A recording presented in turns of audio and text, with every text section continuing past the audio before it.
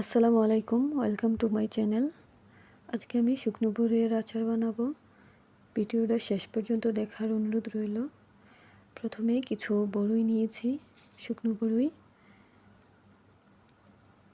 এখন বড়ইগুলোকে মাঝখান দিয়ে ভেঙে দেব। ভেঙে দিলে আচারটা খেতে স্বাদ হবে, তার জন্য ভেঙে দিয়েছি। এই যে দেখুন, সবগুলো বড়ই ভেঙে দিয়েছি। এখন পরিষ্কার করে ধুয়ে নেব। ধুয়ে নেওয়ার পর একটা পাতিলে কিছুক্ষণ ভিজিয়ে রাখবো, 2-3 ঘন্টার মতো ভিজিয়ে রাখবো। আমি গুড় দিয়ে বানাবো, তাই পরিমাণ মতো গুড় নিয়ে রেখেছি। এখন কড়াইতে পরিমাণ মতো সরিষার তেল দিয়ে দেব। এখন তেজপাতা, শুকনো মরিচ দিয়ে দেব। দিয়ে কিছুক্ষণ নেড়ে চেড়ে নেব।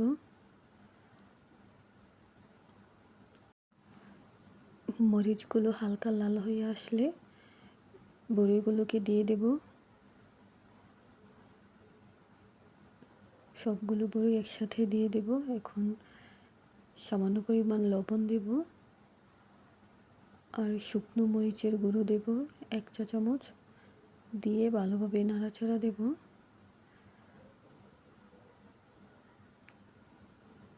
এখন ঘন ঘন নাড়তে হবে, ঘন ঘন নেড়ে চেড়ে দেব।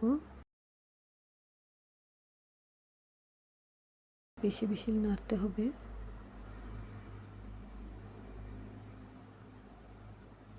এই যে আমার বড়ইটা কিছু হয়ে আসছে, এখন গুড়গুলোকে দিয়ে দেব। গুড়গুলোকে দিয়ে এখন ঘন ঘন নাড়তে হবে, না হয় নিচে দিয়ে লেগে যেতে পারে।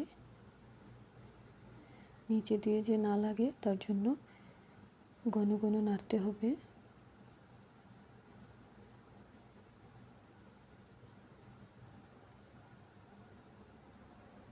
বেশিক্ষণ নাড়াচাড়া করলে বড়িগুলোকে মিশে যাবে, খেতেও ভালো লাগবে।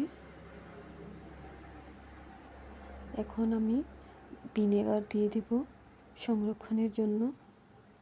আপনারা চাইলে ভিনেগার দিতেও পারেন, নাও দিতে পারেন। ভিনেগারটা দিলে অনেক দিন থাকে আচারটা। এখন ভালোভাবে নাড়তে থাকবো। এখন প্রায় হয়ে আসছে, তাই নিচে দিয়ে যে না লাগে তার জন্য বেশি বেশি নাড়তে হবে। এই যে আমার বড়িটা প্রায় হয়ে আসছে। এই যে দেখুন, মাশাআল্লাহ কি সুন্দর একটা লোভনীয় হয়েছে। খেতেও কিন্তু মাশাআল্লাহ অনেক সুস্বাদু হবে।